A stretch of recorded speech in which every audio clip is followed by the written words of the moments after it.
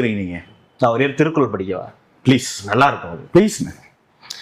புறங்கூறி பொய்த்துற வாழ்தலில் சாதல் அறங்கூறும் ஆக்கம் தரும். அதான் என்ன சொல்றாரு உங்களுக்கு தெரியுமா?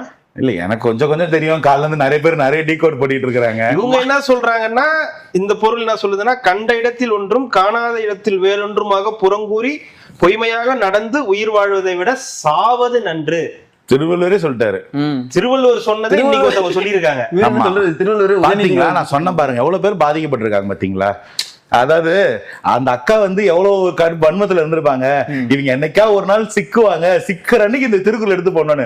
அதுவும் ரொம்ப யூனிக்கா நம்ம பார்த்து ரெகுலரா பாக்குற திருக்குறள் கூட இல்ல, எடுத்து வச்சிருக்காங்க. அந்த அக்கா ரெகுலரா பாக்குறதே 4-10 தம்பி சிக்குவாப்ல, தம்பி சிக்கிற அன்னைக்கு இந்த திருக்குறள் நம்ம போடுறோம்ட்டு பாருங்க. திருவள்ளுவரே அன்னைக்கே சொல்லியிருக்காரு, இப்படி வாழ்றதுக்கு சாப்பிடான்னு யாரையோ சொல்லியிருக்காரு திருக்குறள். நமக்கு அதுக்கு சம்பந்தம் இல்ல. அவங்க இன்னைக்கு சொல்லியிருக்காங்க, எதுக்கு இன்னைக்கு சொன்னாங்கன்றதான் பிரச்சனை. இல்ல நல்ல விஷயம் இன்னைக்கு சொல்லக்கூடாது, அது இன்னைக்கு சொல்லக்கூடாதுன்னு அது என்ன இன்னைக்குதான் சொல்லணும்னு இருக்குதா?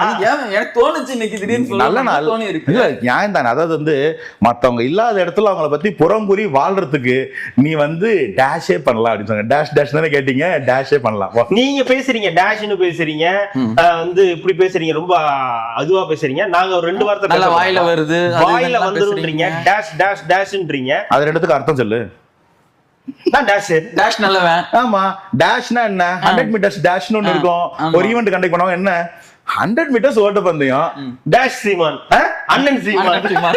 எவ்வளவு நல்லா இருக்கு பாருங்க, நல்லா இருக்குல்ல இது.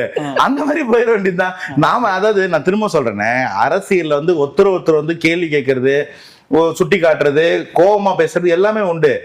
சம்பந்தமே இல்லாம நான் திரும்ப கேக்குறேன், காவிரி நீர் வரும்னு பேசுற இடத்துல எப்படி நீ எல்லாரும் ஒம்பளும்? நான் காலங்காத்தால உன்னை சோத்த போட்டு கூட்டு வந்ததுக்கு இல்ல அந்த ஐடியா